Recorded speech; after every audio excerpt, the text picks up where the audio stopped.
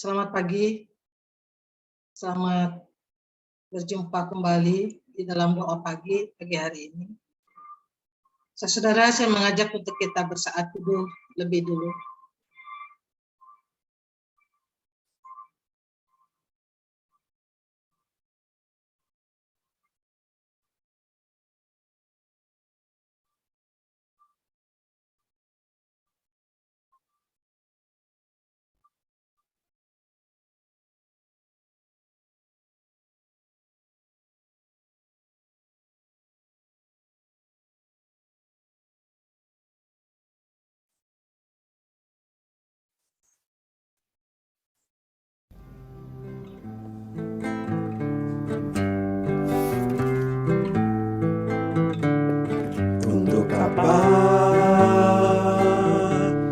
Aku di sini menatap masa depan yang tak pasti. Kegelisahan hatiku tak tahu arah yang kutuju. Pergumulan dan tantangan menghimpiku, sampai Tuhan menemukanku, nyatakan kasih-Nya yang ajaib bagiku, dan Dia menuntun langkahku, temukan tujuan hidupku, damai dan sukacita melingkupiku. Sekarang ku mau hidup memuliakan-Mu, menceritakan kasih anugerah-Mu bagiku. Yesus, Engkaulah Tuhanku, tujuanku, teladanku. Oh Tuhan, jadikan aku serupa-Mu. Oh Tuhan, jadikan aku serupa-Mu. Mari kita tundukkan kepala, kita berdoa. Bapa dalam surga, kami memohon pertolongan-Mu di dalam doa pagi kami pagi hari ini. Tuhan berkati dan Tuhan pimpin, sehingga tidak berlalu begitu saja dan bukan suatu rutinitas saja, melainkan kami mendekatkan diri dan mencari kehendak-Mu. Tuhan pimpin dan Tuhan menuntun kami dan menyatakan kehendak-Mu di dalam hidup kami. Sekali lagi, Tuhan pimpin doa kami. Dalam nama Tuhan Yesus Kristus, kami berdoa. Amin. Saudara, pagi hari ini kita memasuki hari yang ke-30 dari buku Rick Warren yang bertemakan dibentuk untuk melayani Tuhan. Dibentuk untuk melayani Tuhan.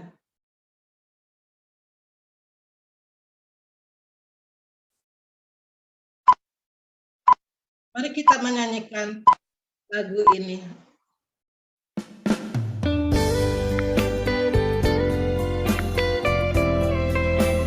Ada lebih indah untuk melayani Yesus.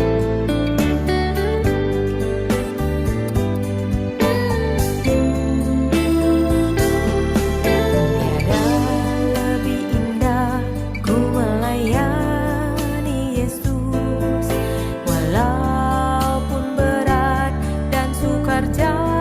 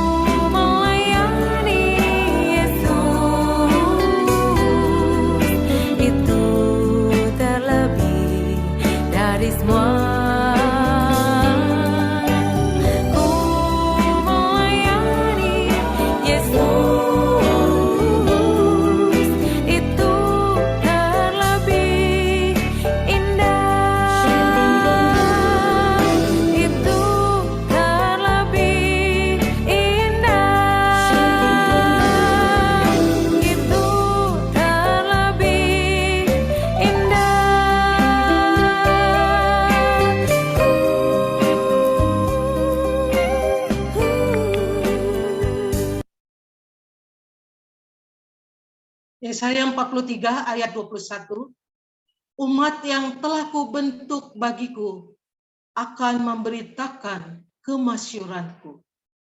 Demikian firman Tuhan. Saudara, pagi hari ini kita belajar untuk dibentuk untuk melayani Tuhan. Tuhan membentuk, menciptakan kita di bumi ini dengan keterampilan-keterampilan yang khusus.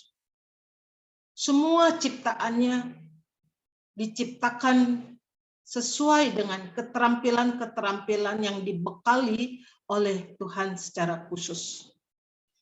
Ada binatang yang berlari, ada yang melompat-lompat, ada yang berenang, ada yang bisa bergelantungan dari pohon ke pohon, ada yang menggali liang tanah, ada yang terbang.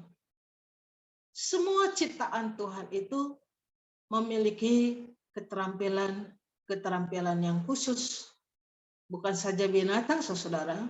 Saya percaya bahwa semua ciptaan, termasuk tanaman, semuanya menghasilkan hal yang bermanfaat dan juga memiliki kekhususan. Demikian juga dengan kita, manusia. Kita juga masing-masing dibentuk dan diciptakan oleh Tuhan.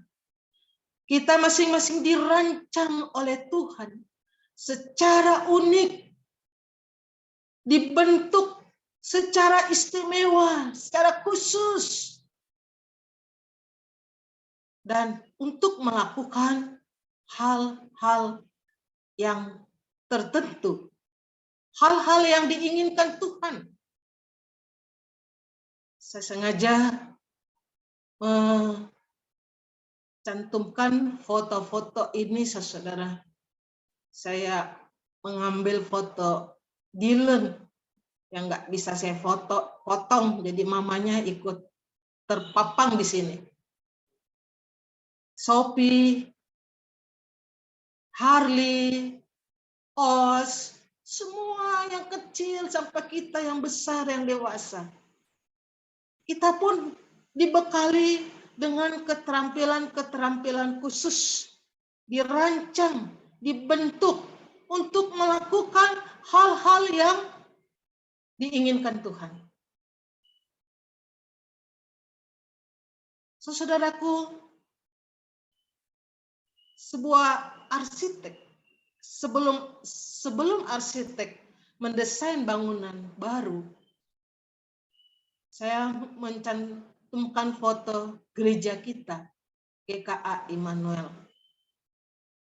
Saya tahu, dan saya baru tahu ketika Pak Stephen Tong datang ke sini. Ternyata dialah yang menjadi arsitek di dalam gereja kita, yang membuat gambar bangunan GKA Immanuel yang megah ini. Tentunya seorang arsitek, dia akan memikirkan apakah tujuan bangunan yang akan dibangun, bagaimana nanti bangunan itu, apakah bangunan itu dapat dipakai, dapat berfungsi dengan maksimal, dan dapat dengan fungsi-fungsi itu dipikirkan dan dapat dipakai, akhirnya menentukan bentuk dari bangunan itu. Saudara, ketika saya melihat bangunan ini, kita kan baru bangun lantai 3 ya, yang di belakang juga dibangun. Seorang anak Tuhan, dia sangat memperhatikan ketika membangun itu. Karena saya ada di lantai 3 dan juga di belakang ketika dibangun itu. Orang itu adalah Pak Santoso.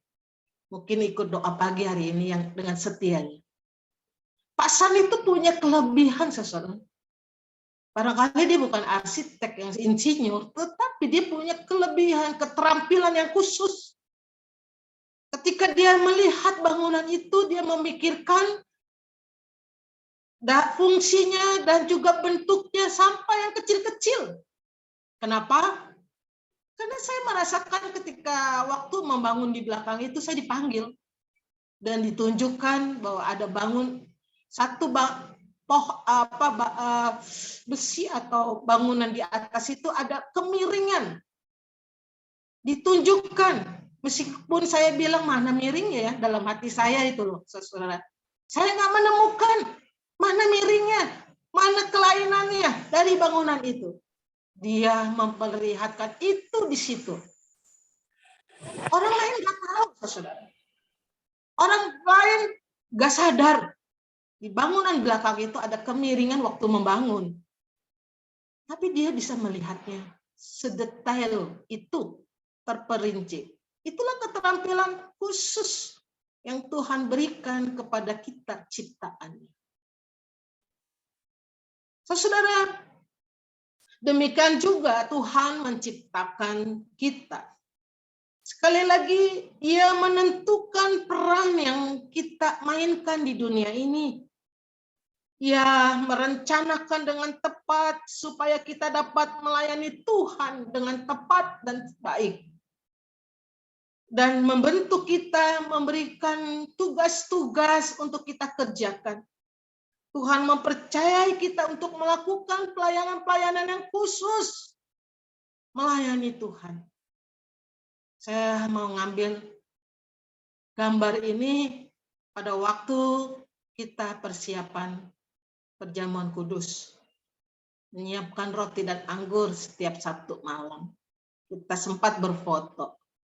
Dan saya mau memaparkan foto ini dan mengingatkan orang-orang yang ada di sini, yang saudara lihat di foto itu, di sebelah kiri, dia adalah orang yang setia, sayang, cinta anak.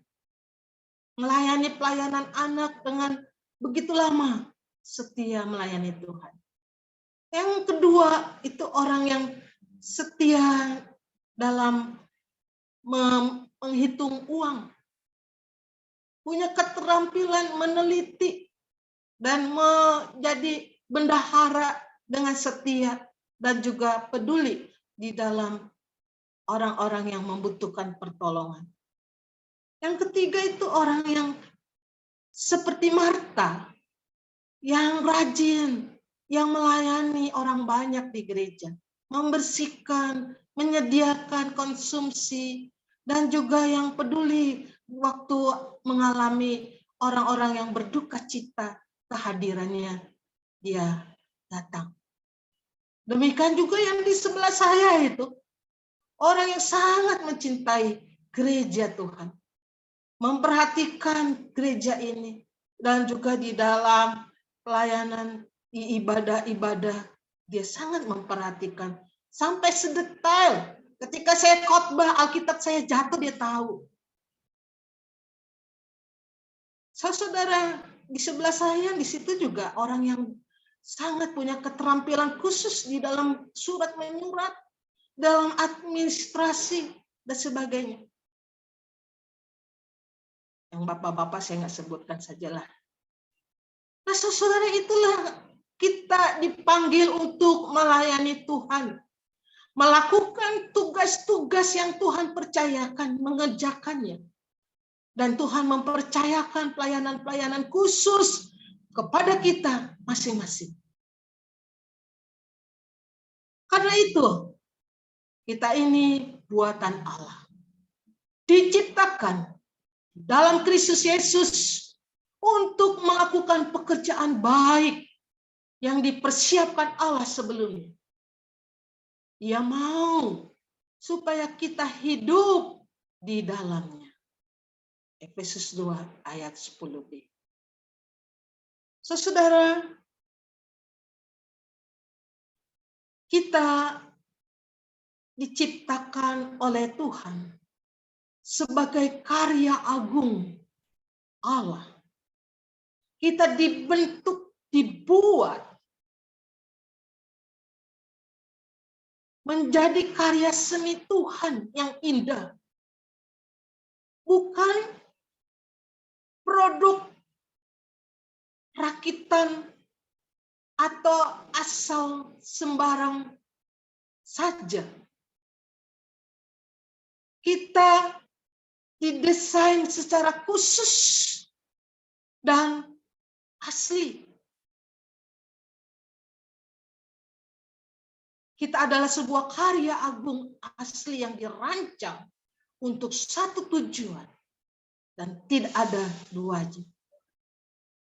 Kata-kata ini mengingatkan buat saudara dan saya untuk tidak minder, rendah diri karena keadaan diri kita.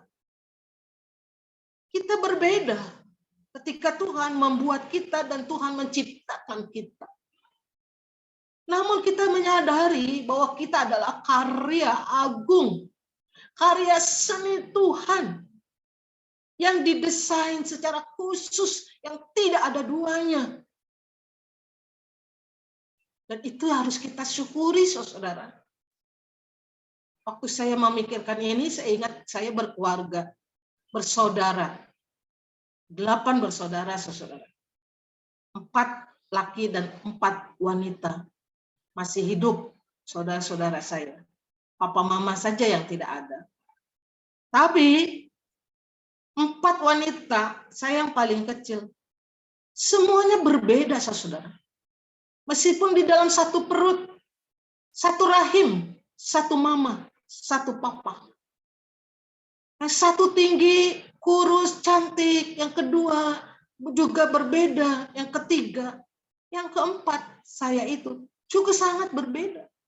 Sampai dulu waktu kecil saya bertanya-tanya, kok saya berbeda sekali dengan mereka? Kok mereka cantik, kurus, tinggi, putih, dan sebagainya. Tapi ketika saya percaya Tuhan, saya bersyukur, saya berterima kasih, karena saya adalah karya agung yang asli. Saya adalah karya seni Tuhan, yang Tuhan ciptakan dan Tuhan rancangkan untuk satu tujuan yang untuk saya lakukan di dalam melayani Tuhan. Daud juga memuji Tuhan di dalam melihat pribadinya, hidupnya. Dia mengatakan di dalam Mazmur 139 ayat 13 sampai 14. Sebab engkaulah yang membentuk buah pinggangku, menuntun aku di dalam kandungan ibuku. Aku bersyukur kepadamu oleh karena kejadianku dahsyat dan ajaib. Ajaib apa yang kau buat dan jiwaku benar-benar menyadarinya. Daud bersyukur untuk kehidupannya. Bersyukur pada Tuhan yang menciptakan hidupnya dan pribadinya. Dia menyadari betapa dahsyat dan ajaib yang Tuhan ciptakan. Saudaraku yang terkasih, seorang penyanyi rohani bernama Ethel Waters, dia mengatakan, Tuhan tidak menciptakan sampah. Di dalam buku Rick Warren hanya itu saja dia mengkilaskan sebuah kalimat, Tuhan tidak menciptakan sampah. Dan saya aminkan, saudara. Yang menciptakan sampah itu manusia. Sehingga membuat banjir, bencana, menjadi bau, busuk, dan sebagainya. Namun Tuhan tidak menciptakan sampah. Tuhan menciptakan kita dengan unik, khusus, asli, dan menjadikan karyanya yang indah. Mazmur 139 ayat 16b. Di dalam kitabmu semuanya tertulis, hari-hari yang akan dibentuk sebelum ada satupun daripadanya. Daud menegaskan kembali bahwa di dalam kitab Tuhan semuanya tertulis hari-hari yang akan dibentuk sebelum ada satupun daripadanya. Tuhan tidak saja membentuk kita sebelum dilahirkan. Ia merencanakan setiap hari di dalam kehidupan kita. Dan kita dibentuk dengan satu tujuan. Dan tidak ada yang terjadi di dalam kehidupan kita yang tidak penting.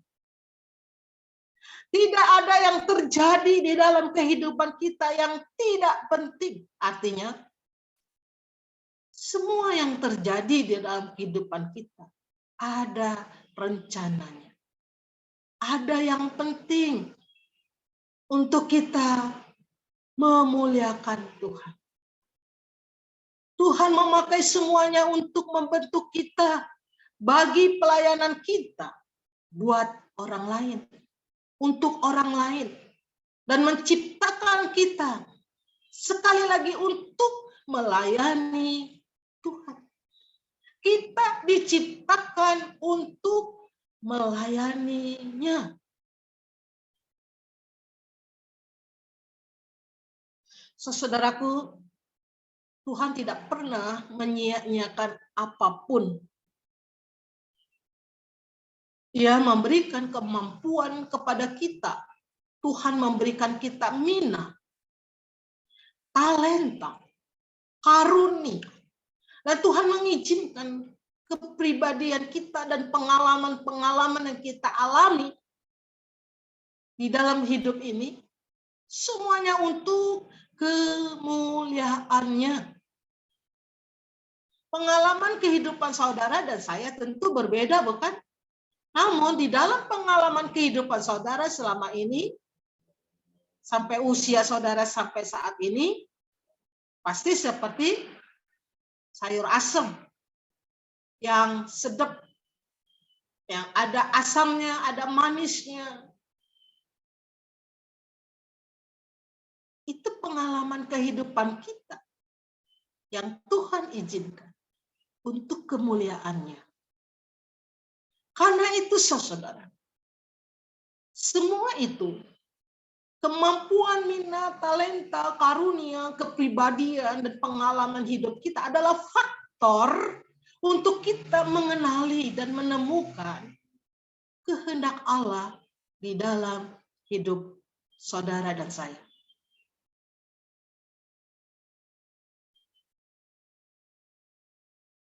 Sekali lagi, Daud mengingatkan dan menyadari di dalam kehidupan kita sebagai ciptaan Allah.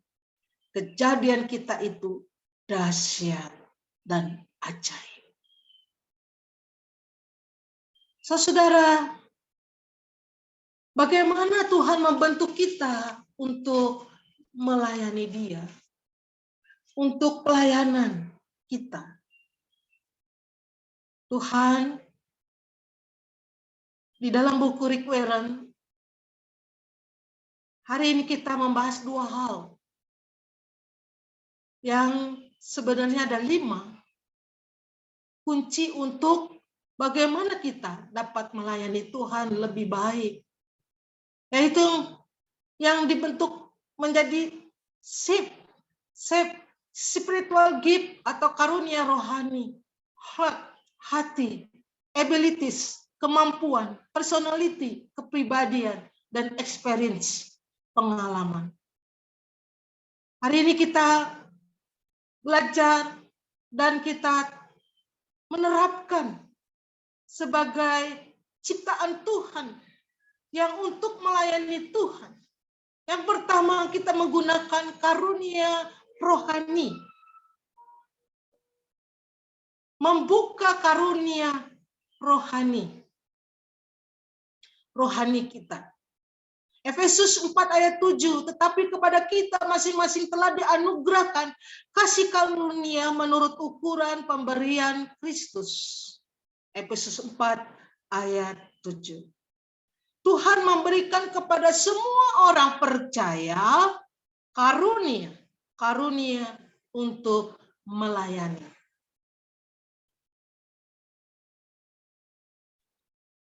Dan karunia-karunia itu dianugerahkan, diberikan dengan cuma-cuma oleh Tuhan.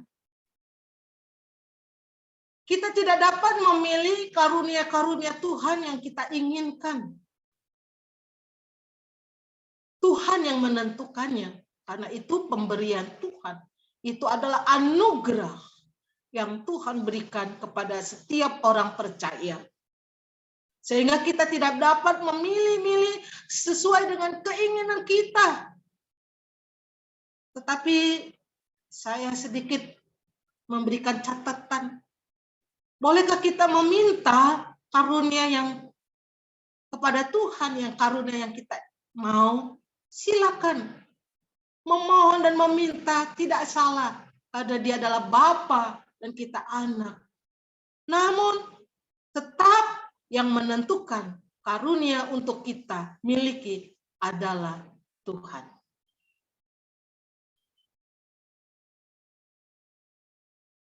Saudaraku, di dalam 1 Korintus 12 ayat 11, tetapi semuanya ini dikerjakan oleh Roh yang satu dan yang sama, yang memberikan karunia kepada tiap-tiap orang secara khusus seperti yang dikehendaki. 1 Korintus 12 ayat 11 yang mengingatkan bahwa semua itu dikerjakan oleh Roh Kudus yang ada di dalam hidup kita, yang memampukan dan yang memberikan karunia-karunia yang sesuai, yang secara khusus untuk kita lakukan, yang kita pakai untuk memuliakan Tuhan. Tuhan menyukai keragaman dan Ia ingin kita menjadi istimewa. Tidak ada satupun karunia yang tidak diberikan. Juga tidak ada orang yang memiliki semua karunia. Artinya, saudara, tidak ada orang percaya yang mengatakan, oh, saya nggak punya karunia, saya nggak bisa melayani Tuhan, saya nggak perlu pelayanan lah. Karena saya kan nggak punya apa karunia. Maaf, itu salah. Karena Tuhan memberikan kita karunia. Semua orang percaya diberikan karunia. Minimal satu dia miliki. Karunia itu yang Tuhan berikan untuk melayani Tuhan. Namun juga tidak ada orang yang memiliki semua karunia-karunia Tuhan. Kenapa? Karena Tuhan mengajarkan untuk kita saling bergantung. Untuk kita saling mengasihi. Saling menghormati.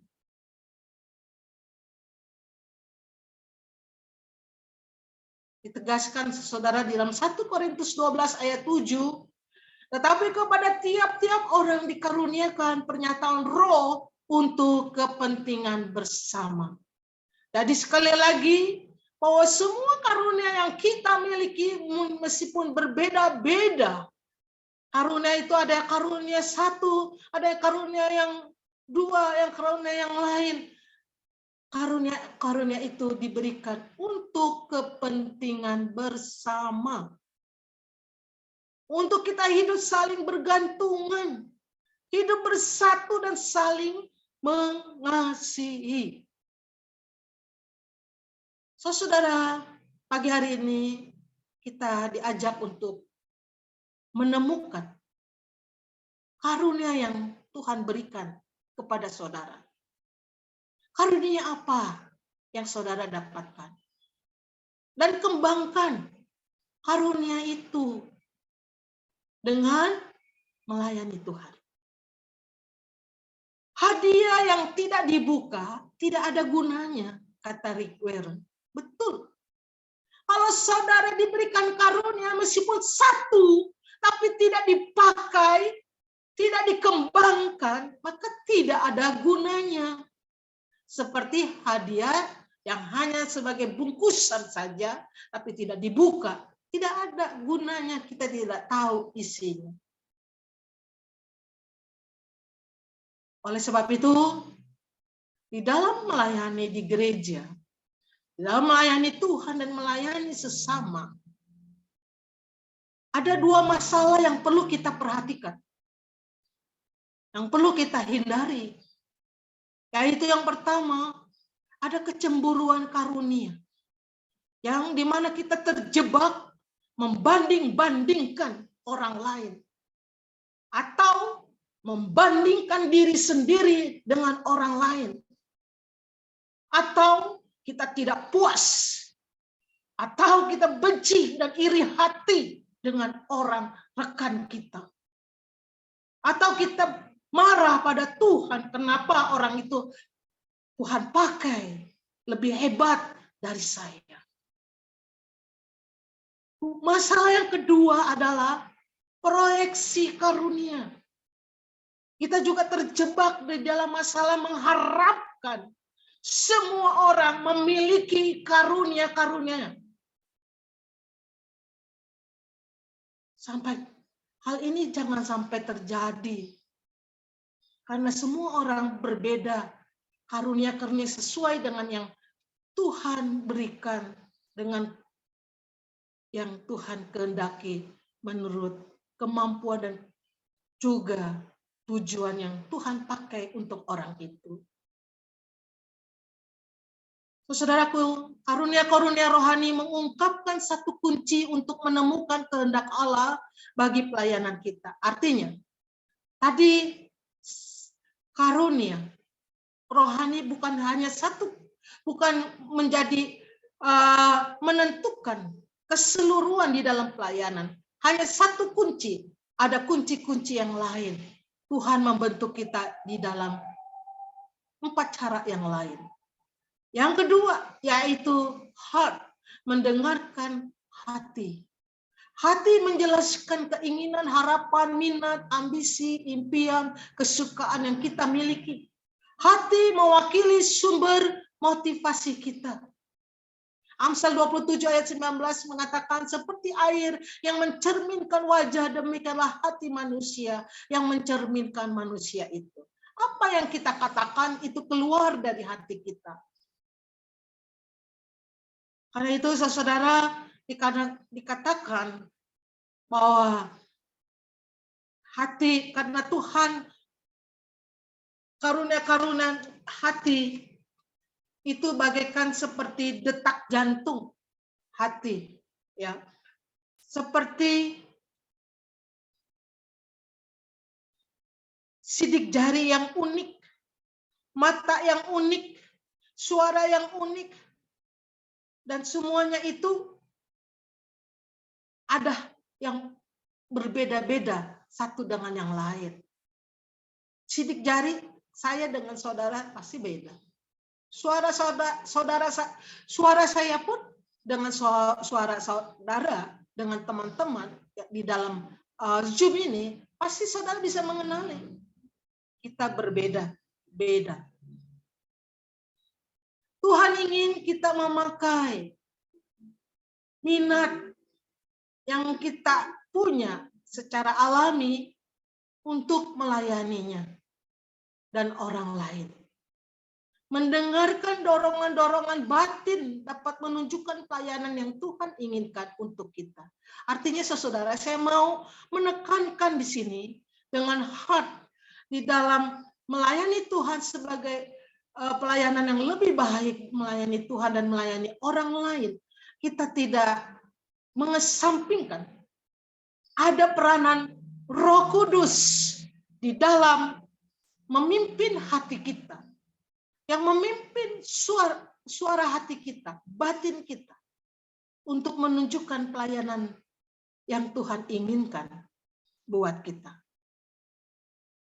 Roh Kudus menguasai dan mendorong dan memimpin batin kita. Saudaraku, tanda melayani Tuhan dari hati yaitu yang pertama memiliki antusias. Jika kita melakukan apa yang kita sukai, tidak ada orang yang perlu memotivasi kita. Melayani Tuhan dari hati kita. Dengan kesukaan, dengan kegairahan, dengan penuh kerinduan. Yang kedua, keefektifan. Mempunyai kemampuan untuk melakukannya dengan baik dan bergairah. Di dalam buku Rick Warren mengatakan orang-orang sukses itu di bidangnya adalah mereka melakukan dengan bergairah. Bukan karena tugas atau karena uang atau keuntungan. Dia melakukan dengan hati. Karena ada dorongan hati yang bergairah. Karena kesukaannya melakukan di bidangnya itu. Oleh sebab itu, saudara, jangan sia-siakan kehidupan saudara dan saya untuk melakukan pekerjaan yang tidak mengekspresikan hati Anda, hati kita. Melayani, kejarlah kehidupan yang lebih baik dengan melayani Tuhan, mengekspresikan dengan hati kita. Melayani Tuhan dengan hati.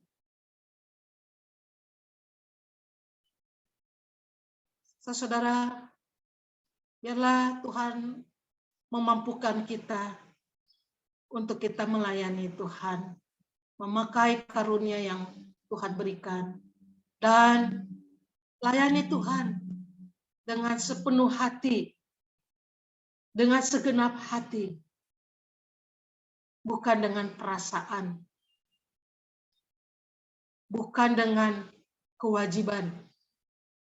Karena kalau kita melakukan dengan perasaan, maka ketika kita merasakan suka, kita senang, kita lakukan melayani Tuhan di gereja.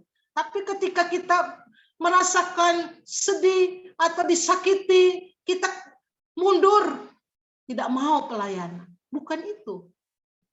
Melayani Tuhan bukan kewajiban. Kalau kita kewajiban, artinya kita melakukan tugas dengan tanpa sukacita, tanpa kegirangan.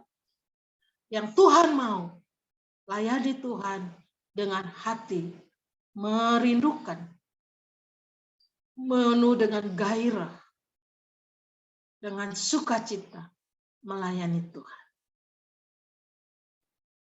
Pertanyaan yang pertama untuk pagi hari ini, apakah saudara dan saya penuh kerinduan melayani orang lain, melayani Tuhan, menyukai pelayanan saudara? Hari ini di dalam Minggu Prapaskah, kita sudah memasuki Minggu Prapaskah yang ke-5, besok ke-6. Kita menghayati penderitaan Kristus. Dia, Yesus Kristus adalah anak domba Allah yang sudah berkorban melayani saudara dan saya. Apakah balasan kita?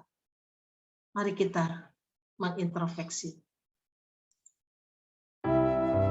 Kita berdoa sambil mendengarkan lagu ini. Yesus Kristus, anak domba Allah.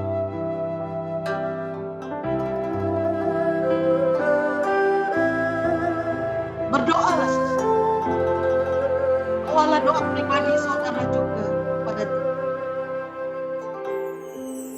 Anak tunggalmu ya Allah, Kau kirimkan dari surga, hidup di dunia penuh dosa, dan menjadi domba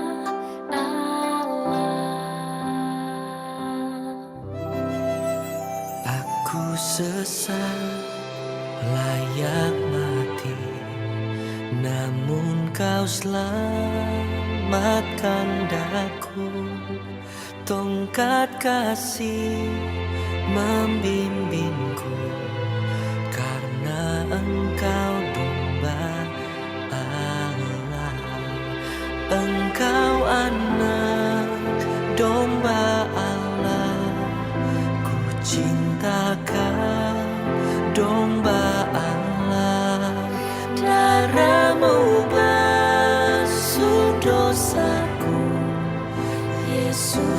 Kristus domba Allah.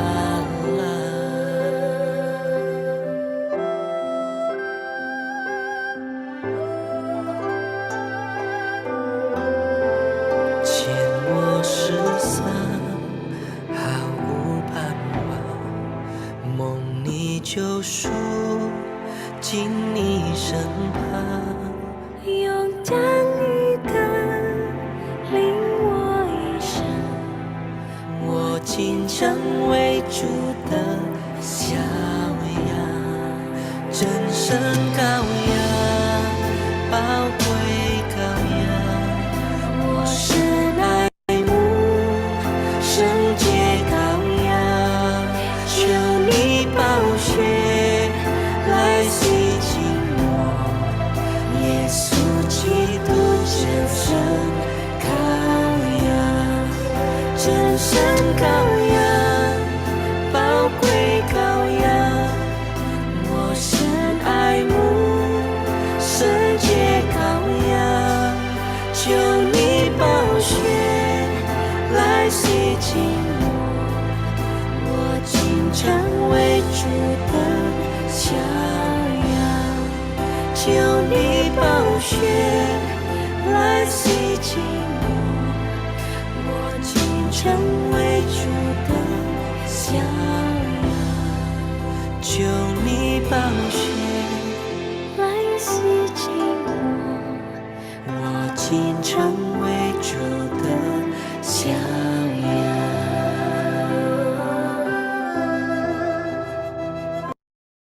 Mari kita berdoa. Bapa yang dalam surga, kami berdoa buat Indonesia dan dunia untuk kondisi saat ini. Dampak peperangan Ukraina dan Uni Soviet membuat barang-barang naik. Tuhan, tolonglah. Engkau memberikan belas kasih-Mu buat keadaan dunia dan juga Indonesia. Kami juga berdoa untuk iman dan karunia-karunia yang Tuhan berikan kepada orang percaya, kepada kami, majelis dan aktivis, kepada hamba Tuhan, kepada anggota dan simpatisan, agar dapat melayani Tuhan di gereja-Mu, GKA Immanuel. Biarlah mereka memakai karunia-karunia yang Tuhan berikan, dan mereka menemukan karunia-karunia itu dan mengembangkannya di dalam pelayanan.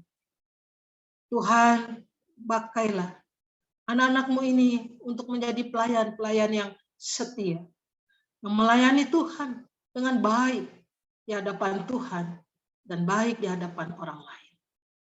Kami juga berdoa untuk GKA Immanuel. Tuhan, biarlah Engkau memberkati GKA Immanuel, rumah-Mu di tempat ini. Untuk usia 40 pada bulan September genap, Tuhan juga berikan kedewasaan di dalam kehidupan setiap anak-anak Tuhan, anggota dan majelis, simpatisan, para aktivis, memiliki karakter yang semakin serupa dengan Tuhan. Engkau juga memberkati setiap rangkaian acara Paskah yang saat ini kami menjalaninya. Kami juga berdoa ya Tuhan untuk jemaat GKA Immanuel yang di dalam mengalami kesulitan ekonomi, pekerjaan dan keluarganya. Tuhan juga tolong Kau menjadi Bapa yang peduli, yang memperhatikan dan turun tangan menolong mereka. Kami juga berdoa bagi anak-anak-Mu yang hadir di doa pagi hari ini. Biarlah Engkau juga turun tangan dan memberkati anak-anak-Mu di rumah mereka masing-masing dalam mengikuti doa pagi ini. Tuhan berkati hidupnya dan berkati keluarganya, berkati pekerjaannya, dan juga biar melangkah di dalam setiap apa yang dilakukan, yang diperbuat, di dalam langkah-langkahnya. Tuhan tuntun, Tuhan pimpin, dan Tuhan memberikan keberhasilan-keberhasilan yang dilakukannya, baik di dalam usaha mereka, di dalam segala rencana-rencana. Semuanya Tuhan yang turut campur tangan, menolong, memberkati, melindungi anak-anak-Mu yang hadir di doa pagi. Kami juga berdoa bagi mereka yang sakit. Tuhan juga menolong, membangkitkan, menyembuhkan, memulihkan bagi anak-anak-Mu yang sakit. Dengarlah doa kami ya Bapa. Di dalam nama Tuhan Yesus yang mengajarkan doa Bapa kami. Bapa kami yang di surga, dikuduskanlah namamu, datanglah kerajaanmu, jadilah kehendakmu di bumi seperti di surga. Berikanlah kami pada hari ini makanan kami yang secukupnya, dan ampunilah kami akan kesalahan kami, seperti kami juga mengampuni orang yang bersalah kepada kami. Dan janganlah membawa kami ke dalam pencobaan, tetapi lepaskanlah kami daripada yang jahat, karena Engkaulah yang mempunyai kerajaan dan kuasa dan kemuliaan sampai selama-lamanya. Amin. Doa pagi selesai, Tuhan memberkati saat ini.